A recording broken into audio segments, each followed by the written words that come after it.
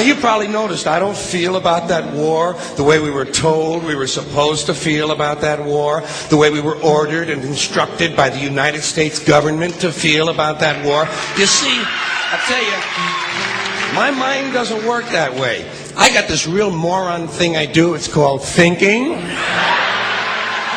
I'm not a very good American because I like to form my own opinions. I don't just roll over when I'm told to. Sad to say, most Americans just roll over on command. Not me. I have certain rules I live by. My first rule, I don't believe anything the government tells me. Nothing. Zero. Nope.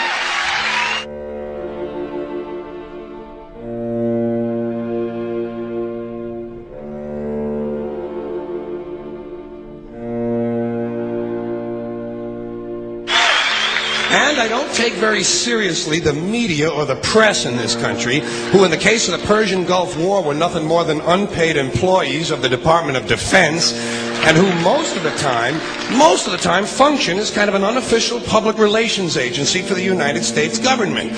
So I don't listen to them, I don't really believe in my country, and I gotta tell you folks, I don't get all choked up about yellow ribbons and American flags. Now, to balance the scale, I'd like to talk about some things that bring us together. Things that point out our similarities instead of our differences. Because that's all you ever hear about in this country is our differences. That's all the media and the politicians are ever talking about, the things that separate us, things that make us different from one another. That's the way the ruling class operates in any society. They try to divide the rest of the people. They keep the lower and the middle classes fighting with each other so that they, the rich, can run off with all the fucking money. Fairly simple thing, happens to work. You know, anything different, that's what they're going to talk about. Race, religion, ethnic and national background, jobs, income, education, social status, sexuality, anything you can do, keep us fighting with each other so that they can keep going to the bank. You know how I describe the economic and social classes in this country? The upper class keeps all of the money, pays none of the taxes. The middle class pays all of the taxes, does all of the work. The poor are there just to scare the shit out of the middle class. Keep them showing up at those jobs. Politicians know that word. They use it on you. Politicians have traditionally hidden behind three things: the flag, the Bible, and children. No child left behind. No child left behind. Oh, really? Well, it wasn't long ago you were talking about giving kids a head start. Head start, left behind? Someone's losing fucking ground here. But there's a reason. There's a reason. There's a reason for this. There's a reason education sucks, and it's the same reason that it will never, ever, ever be fixed. It's never going to get any better. Don't look for it. Be happy with what you got.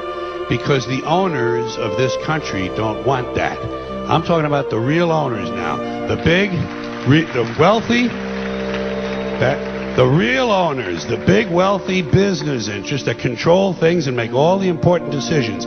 Forget the politicians. They're irrelevant. The politicians are put there to give you the idea that you have freedom of choice. You don't. You have no choice. You have owners. They own you.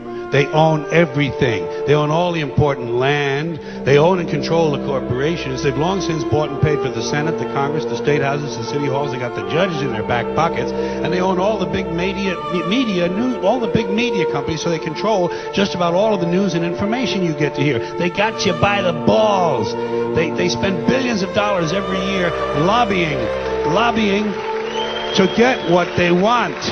Well, we know what they want. They want more for themselves and less for everybody else. But I'll tell you what they don't want. They don't want a population of citizens capable of critical thinking. They don't want well-informed, well-educated people capable of critical thinking. They're not interested in that. That doesn't help them. That's against their interest. That's right. You know something? They don't want people who are smart enough to sit around the kitchen table and figure out how badly they're getting fucked by a system that threw them overboard 30 fucking years ago. They don't want that. You know what they want? They want obedient workers.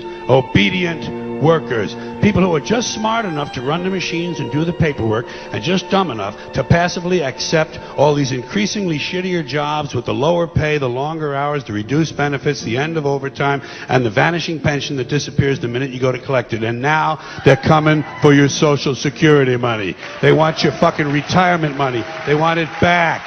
so they can give it to their criminal friends on Wall Street. And you know something? They'll get it. They'll get it all from you sooner or later, because they own this fucking place. It's a big club, and you ain't in it. You and I are not in the big club.